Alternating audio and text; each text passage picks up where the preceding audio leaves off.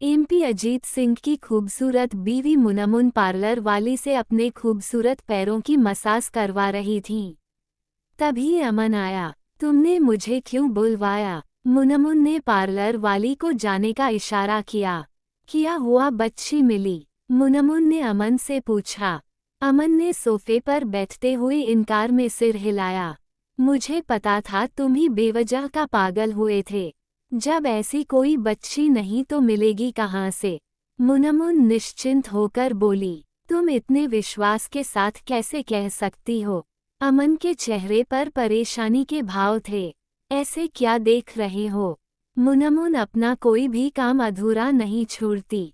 Hospital में हुए उस बम ब्लास्ट में एक चिड़िया भी नहीं बची थी, तो भला वह पंछी की बेटी कैसे बचती?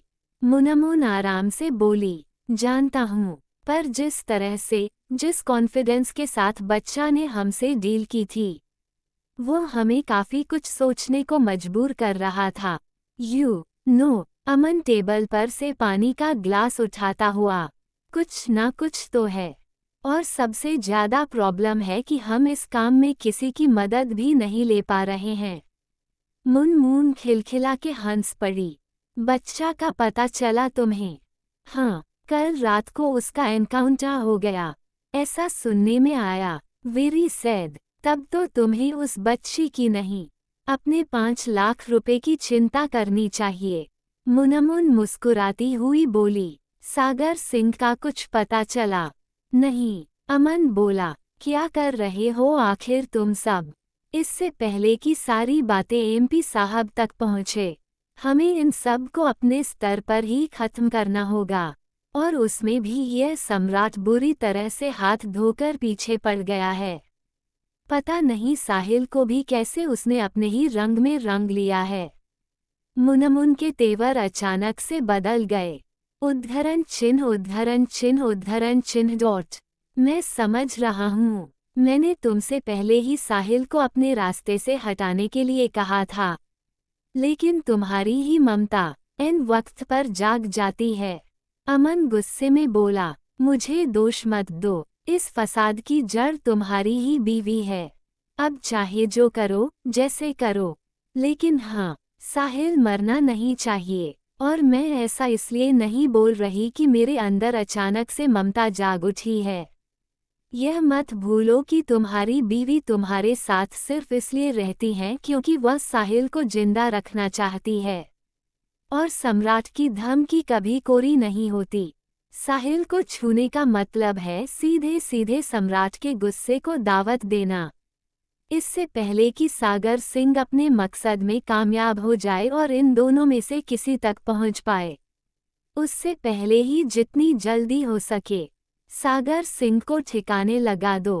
पहले उसका ठिकाना तो पता हो जाए।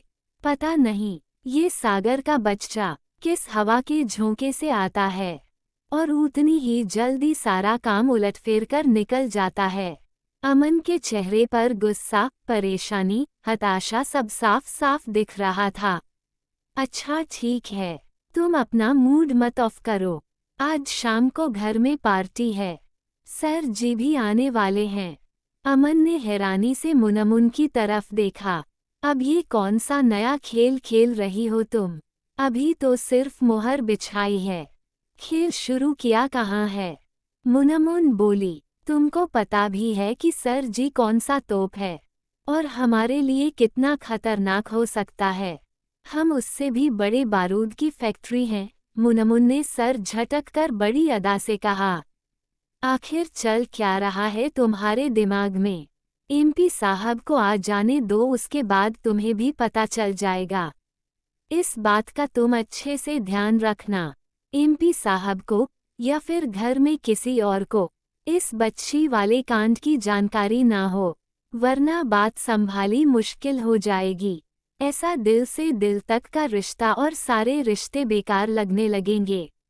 वह तो समय रहते बात मैंने संभाल ली थी कि बाप बेटे दोनों आपस में जो उलझे, आज तक उलझते ही रह गए।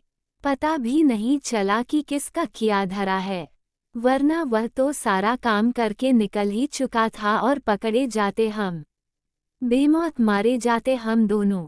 मुनमुन ने साफगोई से कहा। जानता हूँ, इसलिए तो मैं खुद कमिश्नर से डील करने गया था। खैर छोड़ो, अब इस बारे में हम कोई बात भी नहीं करेंगे, वरना बिना कुछ किए ही हम फंस जाएंगे। तुम कमिश्नर को बोल दो कि वह रघु का काम खत्म कर दे। वैसे भी वह हमारे किसी काम लायक नहीं है।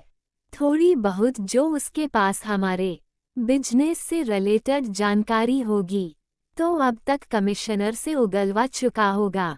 तुम कहीं जा रहे थे क्या? तुम ही तो रात को पार्टी वाली है ना, इसलिए सोचा पीहू को शॉपिंग करवा देता हूँ। इसी बहाने कुछ आउटिंग भी हो जाएगी। अमन मुस्कुराता हुआ बोला। क्या बात है, तुम्हारा प्यार तो दिन पर परवान चढ़ा जा रहा है। एक वो मैडम है पीहू जिन्हें इतने अच्छे पति की कदर ही नहीं, उल्टा दिन रात मुझे कोसती ही रहती हैं। अगर मिल गया रहता एमपी साहब के जैसा जिसे 1 मिनट के लिए फुर्सत नहीं तब समझ में आता। मुनमुन तंज में बोली। अमन गाड़ी की चाबी लेकर उठकर खड़ा हो गया। यही तो फर्क है तुम में और पीहू में। तुमने खुद भैया जी को खुद चुना है। ये लाइफ तुम्हारी अपनी चुनी हुई है, फिर भी तुम्हें शिकायतें हैं, जबकि पीहू तो जबरदस्ती मेरे साथ बंधी हैं। फिर भी उसे मुझसे कोई शिकायत नहीं। अमन बाहर निकल गया। बड़ा आया, एक बार शादी फाइनल तो हो जाने दो। सबसे पहले पर तुम्हारे ही कतरूंगी, छीन लूंगी सब कुछ तुमसे जिसे तुम अपना कहते हो, जबकि वह सिर्फ और सिर्फ मेरा है। ऊपर से वो चुड़ैल पीहू, जैसा भाई वैसी बहन। मुनमुन गुस्से में उस दरवाजे की तरफ देखती हुई बोली जिधर से अभी अभी अमन बाहर निकला था। तुम यहाँ क्या कर रही हो? अमन 2 कदम आगे बढ़कर कॉरिडोर में था, तभी उसे लगा कि दरवाजे के पीछे कोई छुपा हुआ है। उसने पीछे मुड़कर देखा तो पिंकी थी, मुनमुन और अजीत की बेटी। वो मुझे मॉम को अपनी ड्रेसाज के फंक्शन के लिए दिखानी थी, पिंकी धीरे से बोली। उसने अपनी डर को बहुत हिम्मत के साथ छुपाया था। नाइस, जाओ बेटा, वहाँ देख लो। लेकिन बेटा तुम घबरा क्यों रही हो? अमन जांचते हुए बोला। चाचू, मुझे अभी शादी नहीं करनी। अच्छा तो फिर ये है तुम्हारी माँ की सरप्राइज पार्टी। घबराओ मत, जो होगा तुम्हारी मर्जी से ही होगा। अपनी माँ से बात करो। अमन पिंकी के कंधे पर हाथ रख कर बोला। पिंकी ने सर हिला दिया। अमन के जाते ही उसने गहरी सांस ली। ये सब क्या चक्कर है? चाचू, मॉम, साहिल भाई, सम्राट भाई, ऊपर से ये शादी, सब प्रॉब्लम्स मेरे साथ ही क्यों होती हैं? पिंकी का मूड बिगड़ गया था। एपिसोड कैसा लगा कमेंट करके जल्दी बताएं। वीडियो को लाइक को शेयर करना मत भूलिएगा। हर हर महादेव।